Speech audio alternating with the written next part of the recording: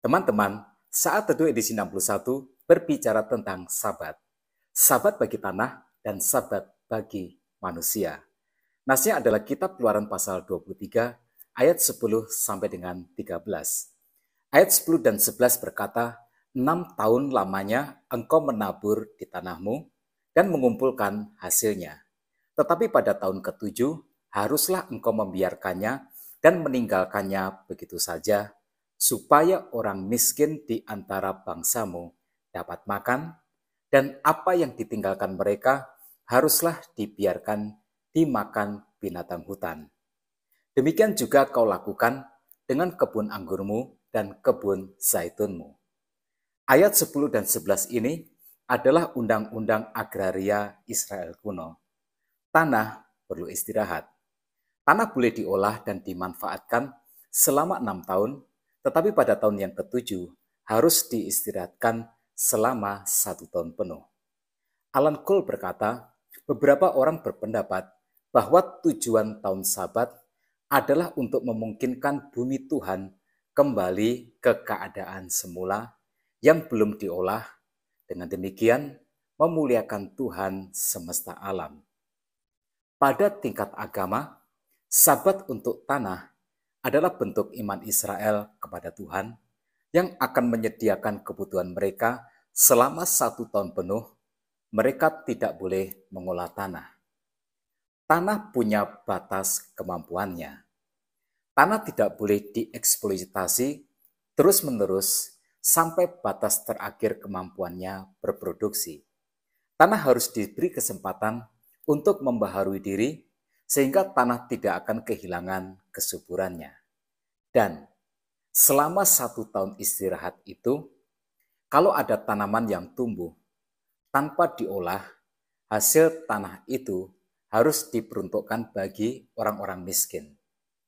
Melalui hukum ini, kita mendapatkan 2 prinsip. Yang pertama, kita diingatkan bahwa bumi ini adalah milik Tuhan. Begitu juga dengan segala isinya. Tuhan yang memiliki tanah, maka Tuhan pula yang berhak untuk mengatur cara penggunaannya. Yang kedua, kita memiliki tanggung jawab terhadap orang miskin. Di berkat yang kita terima dari Tuhan, Tuhan menitipkan sebagian kecilnya untuk orang miskin, orang-orang yang tidak beruntung di dalam hidup ini. Para pemilik tanah harus memberikan kesempatan bagi mereka yang berkesusahan untuk memetik hasil tanah setahun penuh pada tahun ketujuh dari tanah yang sedang diistirahatkan. Sistem ini adalah bantuan yang sehat.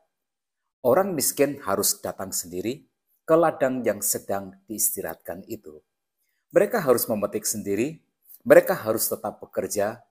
Pertolongan yang Tuhan perintahkan tidak boleh membuat orang menjadi malas dengan hanya menerima bantuan yang sudah jadi. Sabat untuk tanah adalah sebuah pelajaran bahwa umat Tuhan dalam keadaan apapun atau sekaya apapun harus tetap bergantung kepada Tuhan.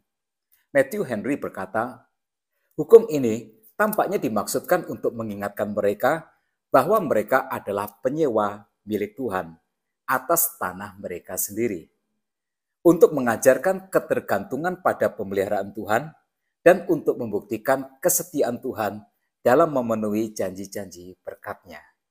Kemudian di ayat yang ke-12 Tuhan berfirman, 6 hari lamanya engkau melakukan pekerjaanmu, tetapi pada hari ketujuh haruslah engkau berhenti, supaya lembu dan keledaimu tidak bekerja, dan supaya anak budakmu perempuan dan orang asing melepaskan lelah.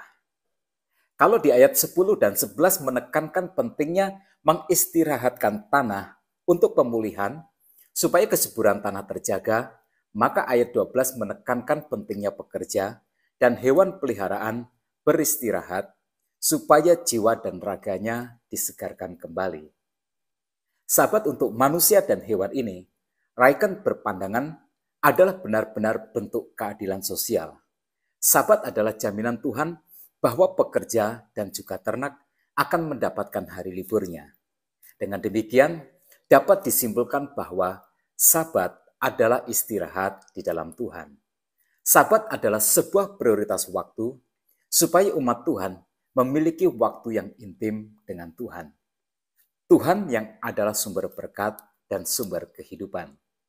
Selanjutnya di ayat yang ke-13 Tuhan berfirman, dalam segala hal yang kufirmankan kepadamu, haruslah kamu berawas-awas, nama Allah lain janganlah kamu panggil, janganlah nama itu kedengaran dari mulutmu.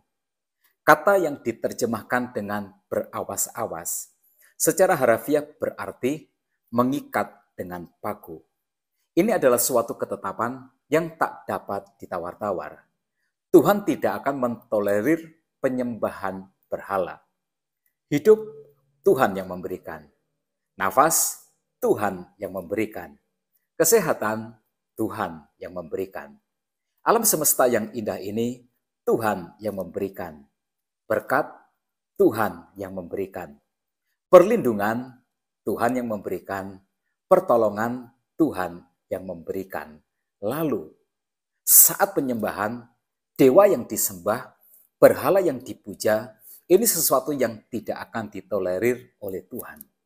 Nah teman-teman, apa pelajaran yang bisa kita peroleh dari hukum tentang Sabat ini? Yang pertama adalah tujuan utamanya. Umat Tuhan harus bergantung kepada pemeliharaan Tuhan.